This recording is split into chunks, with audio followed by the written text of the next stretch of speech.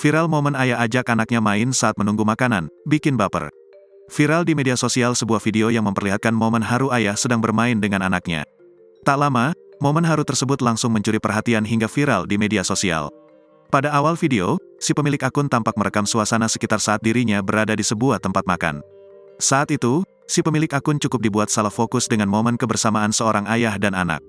Di sana, si ayah tampak sedang menghibur sekaligus bermain bersama dengan putrinya saat menunggu makanan. Mereka tampak menari dengan gerakan yang sama. Adapun tujuan sang ayah melakukan hal tersebut supaya putrinya tak jenuh menunggu makanan yang dipesannya. Hingga pada akhirnya, ibu dari anak tersebut datang menghampirinya dengan membawa bungkusan makanan yang sudah dipesannya. "So cute," tulis pemilik akun dalam unggahannya. Video yang memperlihatkan momen ayah mengajak anaknya main saat menunggu makanan ini pun seketika viral di TikTok hingga ditonton oleh hampir 5 juta kali.